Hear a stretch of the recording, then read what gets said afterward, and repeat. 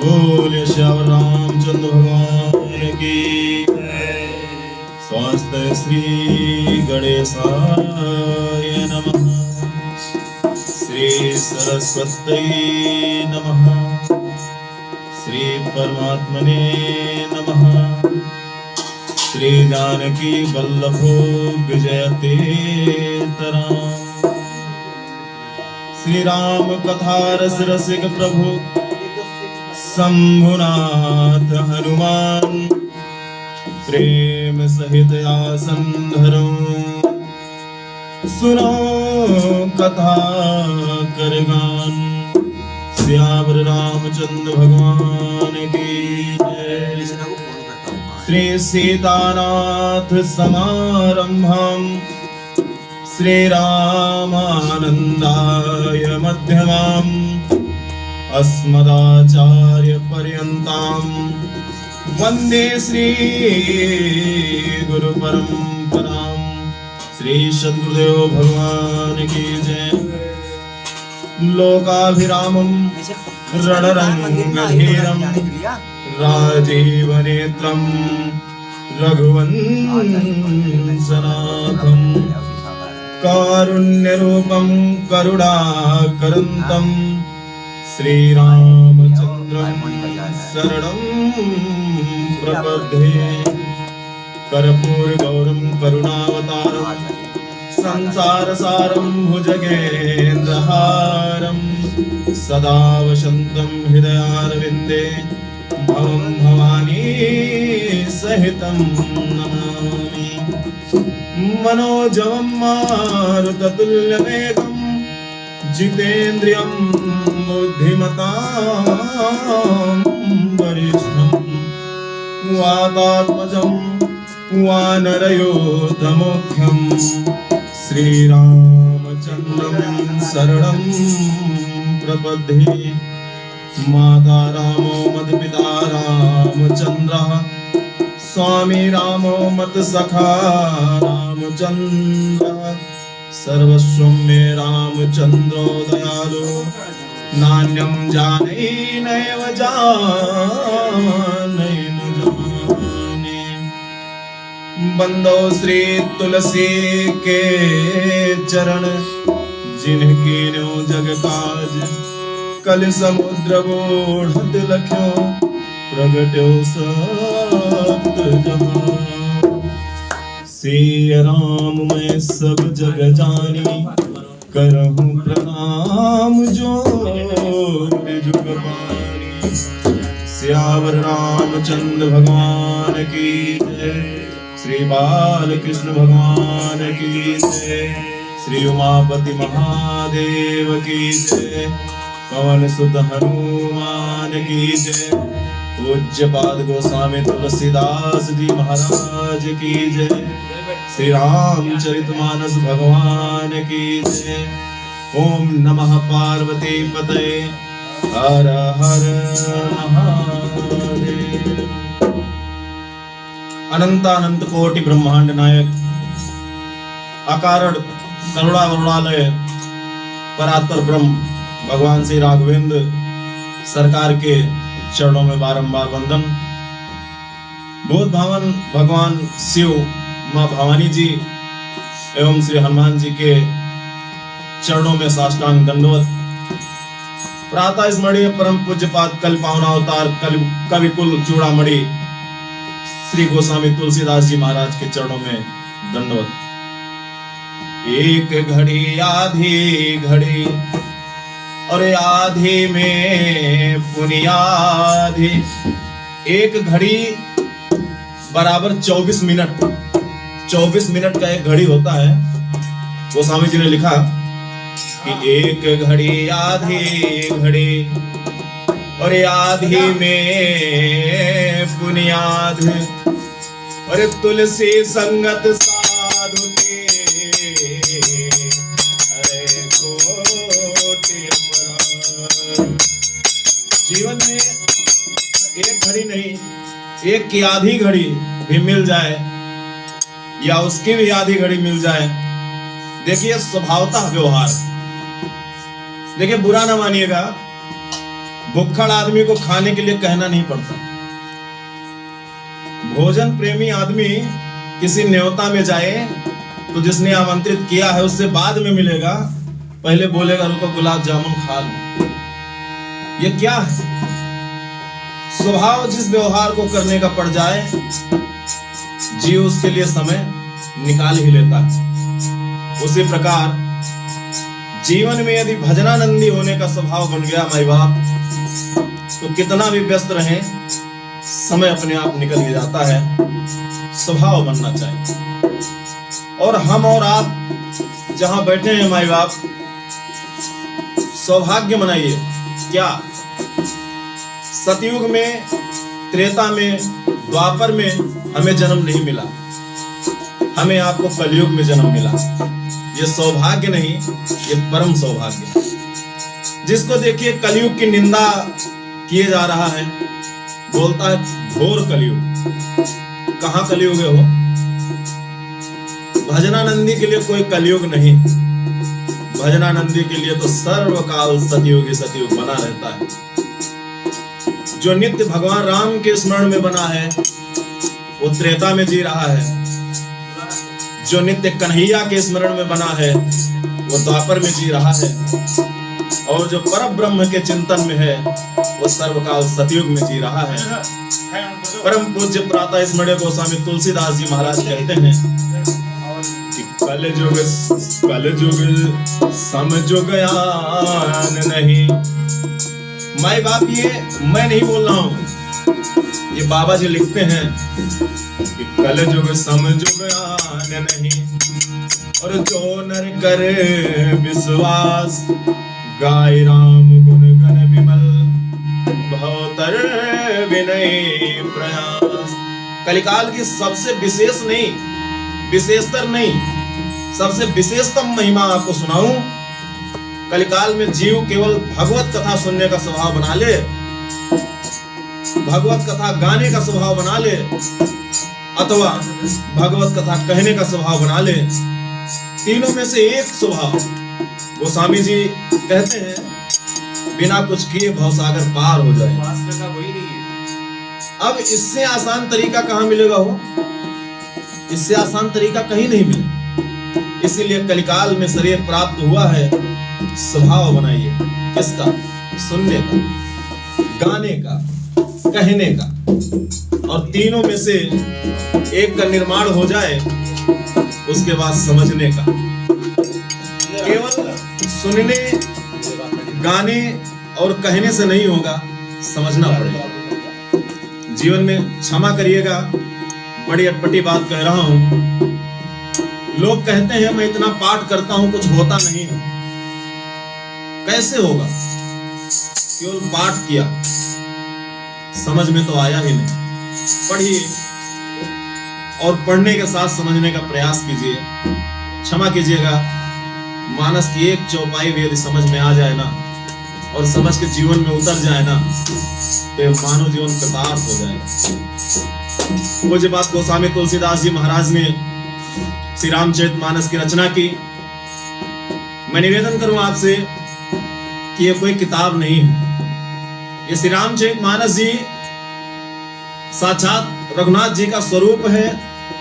ये मेरे परमात्मा का वांगमय स्वरूप है। कब है वांगमय स्वरूप? कि जो नर कर विश्वास। यदि आपको विश्वास है तो ये श्री रामचरितमानस जी ही आपके लिए परमात्मा श्री राम के रूप में उपस्थित हो जाएंगे। विश्वास होगा तब, नहीं तो किताब है। क्यों भगवान का स्वरूप है? क्योंकि जिस दिन परमात्मा श्री राम ने इस धराधाम पर अवतार लिया था, ठीक आज का यह दिन चैत्र मास शुक्ल पक्ष नवमी तिथि, ठीक उसी दिन अयोध्या में बैठकर गोस्वामी जी इस मानस को लिखना प्रारंभ किए। जहि दिन राम जन्म सुति गावे, तीरथ सकल तहां चली आवे। और नवमी भौमी बार मधुमासा, अवधपुरी आचरित प्रकाशा। मानस की प्रथम चौपाई लिखा, मंगल भवन अमंगल हारी, द्रवहु सुदशरथ अजिर बिहारी। इस चौपाई को गोस्वामी तुलसीदास जी ने बाद में रखा। शिव विवाह के बाद जब मां भवानी और बाबा का संवाद प्रारंभ हुआ, तब जाकर गोस्वामी जी ने इस चौपाई को रखा। लेकिन प्रथम रचना यही चौपाई है मानस जी की। गोस्वामी तुलसी जी दास जी ने मानस जी में 7 कांड लिखे। बाल कांड, श्री अयोध्या कांड, श्री अरण्य कांड, श्री किष्किंधा कांड, श्री सुंदर कांड, लंका कांड और उत्तर कांड। बाबा ने 7 कांड ही क्यों लिखे? सब कुछ 7 में ही समाहित है। स्वर कितने हैं? 7। दिन कितने हैं? 7। रंग कितने हैं? 7। कुछ लोग पूछते हैं कब से प्रारंभ करना? अरे भैया, जब मन करे, जहां से मन करे वहां से पढ़िए। पढ़ने का स्वभाव बन गया ना, तो अंतिम सांस चलेगी तब भी मुख से निकलेगा। बालकांड के प्रारंभ में बाबा जी ने 7 श्लोक लिखे। ऐसा लगता है कि एक एक श्लोक, एक एक कांड को समर्पित किया गया हो मां सरस्वती और भगवान गणपति की वंदना करके। और मनुष्य के जीवन में भगवत नाम की उपस्थिति से क्या होगा, यहां तक 7 श्लोक गोस्वामी जी ने लिखे।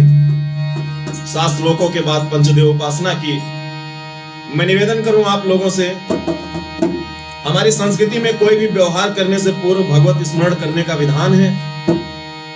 हम गणपति भगवान को स्मरण करते हैं, अपने इष्ट को स्मरण करते हैं, कुल देवता का स्मरण करते हैं, स्थान देवता का स्मरण करते हैं, ग्राम देवता का स्मरण करते हैं। उसके बाद मंगल द्रव्य, मंगल वस्तुओं को अर्पित करके हम कार्य को प्रारंभ करते हैं। कभी इस विषय में सोचा कि क्यों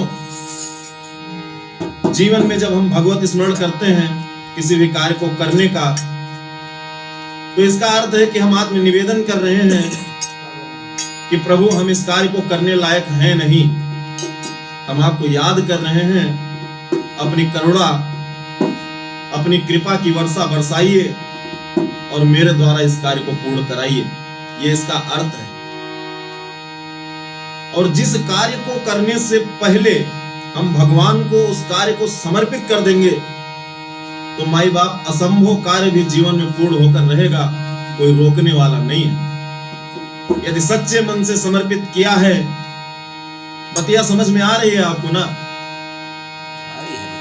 कथाओं में एक प्रसंग आता है कि महाभारत के युद्ध के बाद मैया द्रौपदी कन्हैया पर एक दिन रूठ गई। बोली, तुम्हारे रहते मेरे 5 पति जुए में हार गए और तुम अपने आप को भगवान कहते हो। कन्हैया ने कहा, बहना, मेरी गलती उतनी बड़ी नहीं है जितना बड़ा तेरा क्रोध है। जब ये खेल शुरू हो रहा था, कौरवों की तरफ से दुर्योधन ने बोला, पासा मेरा मामा शकुनी फेंकेगा। तुम्हारे 5 पतियों में से कोई ये तो बोल सकता था कि मेरी तरफ से पासा कन्हैया फेंकेगा। मैं फेंकता पासा और फिर देखता कौन जीतता है और कौन हारता है। हम भगवान को तब याद करते हैं जब हम अपना दिमाग लगा के पूरा काम बिगाड़ लेते हैं। फिर कहते हैं, अब भगवान संभालो। काहे संभालेंगे भगवान? हमारे नौकर हैं भगवान।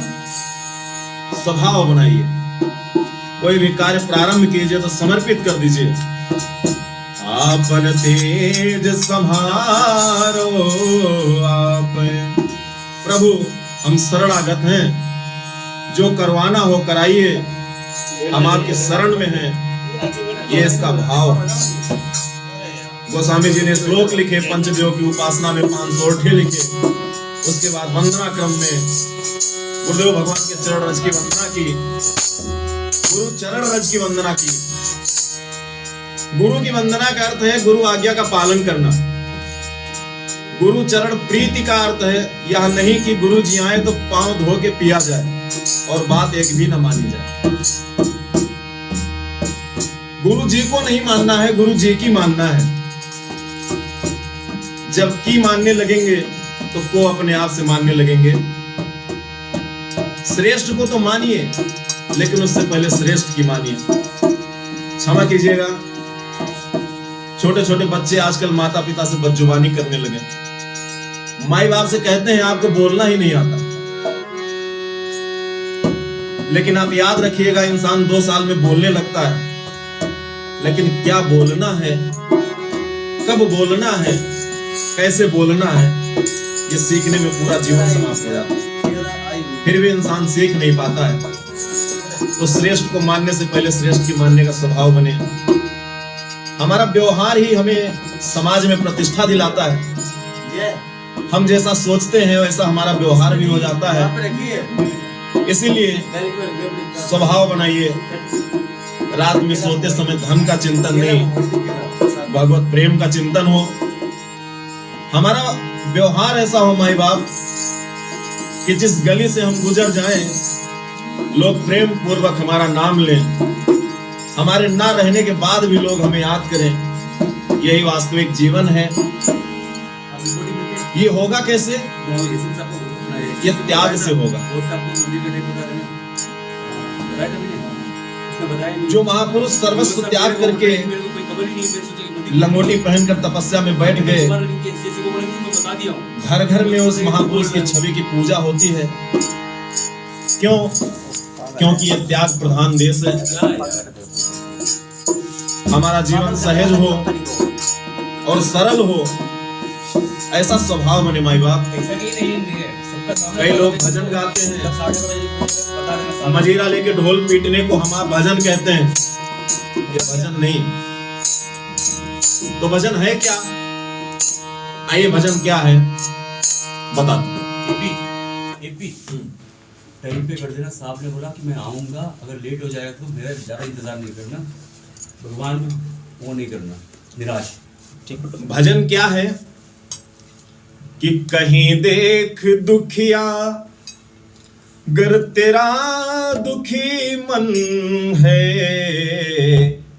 यही तो भजन है, यही तो भजन है, यही तो भजन है, यही तो भजन है। कोई गिर गया है, मैं कैसे उठाऊं? कोई गिर गया है, मैं कैसे उठाऊं? उठाने से पहले स्वयं गिर न जाऊं, उठाने से पहले स्वयं गिर न जाऊं। वो रोता है यदि तेरे मन में रुदन है, यही तो भजन है, यही तो भजन है, यही तो भजन है, यही तो।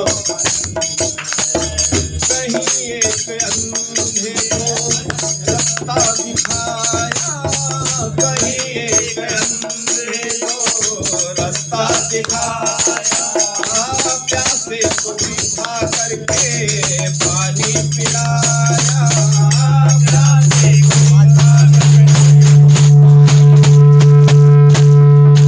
दया है तो तन तेरा, दया है तो तन तेरा, भजन का भवन है, यही तो भजन है, यही तो भजन है।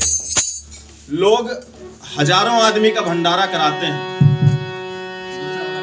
बोलते हैं महाराज इतने आदमी थे कि 10 आदमी को तो डंडा लेके कुत्तों के लिए खड़ा किया। कोई कुत्ता ना घुसने पावे। अरे हजारों आदमी का भोजन करा रहे हो, हजारों आदमी का भोजन करा रहे हो, वहीं 10-20 कुत्तों के लिए भी निकाल कर अलग से रख देते, वो भी भंडारा पाके चले जाते। कहीं भगवान कुत्ते के वेश में भंडारा पाने आवे तो डंडे से कितना बढ़िया प्रसादी पावेंगे।